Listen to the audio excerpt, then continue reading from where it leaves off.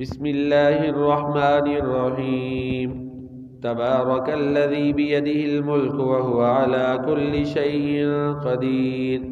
الذي خلق الموت والحياة ليبلوكم أيكم أحسن عملا وهو العزيز الغفور الذي خلق 7 سماوات طباقا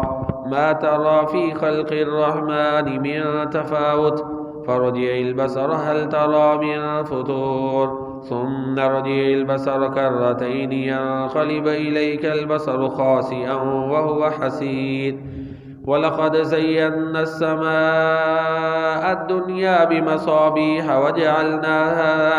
وجعلناها رجوما للشياطين وأعتدنا لهم عذاب السعير وللذين كفروا بربهم عذاب جهنم وبئس المصير إذا ألقوا فيها سمعوا لها شهيقا وهي تفور تكاد تميز من الغيظ كلما ألقي فيها فوج سألهم خزنتها ألم يأتكم نذير قالوا بلى قد جاءنا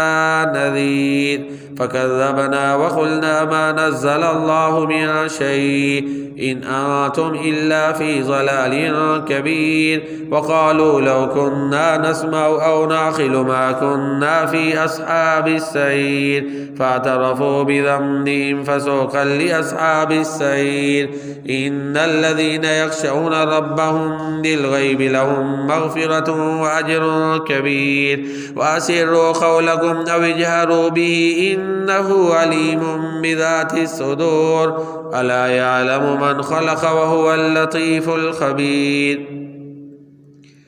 هو الذي جعل لكم الأرض ذلولا فامشوا في مناكبها وكلوا من رزقه وإليه النشور أأمنتم من في السماء أن يخسف بكم الأرض فإذا هي تمور أم أمنتم من في السماء أن يرسل عليكم حاصبا فستعلمون كيف نذير ولقد كذب الذين من قبلهم فكيف كان نكير أولم يروا إلى الطير فوقهم صافات ويقبضن ما يمسكهن إلا الرحمن إنه بكل شيء بصير أمن هذا الذي هو جند لكم ينصركم من دون الرحمن إن الكافرون إلا في غرور أمن هذا الذي يرزقكم إن أمسك رزقه بل لجوا في عتو ونفور أفمن يمشي مكبا على وجهه أهدى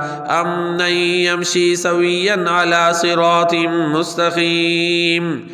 قل هو الذي أنشأكم وجعل لكم السمع والأبصار والأفئدة قليلا ما تشكرون قل هو الذي ذرأكم في الأرض وإليه تحشرون ويقولون متى هذا الوعد إن كنتم صادقين قل إنما العلم عند الله وإنما أنا نذير مبين فلما رأوه زلفة سيئت وجوه الذين كفروا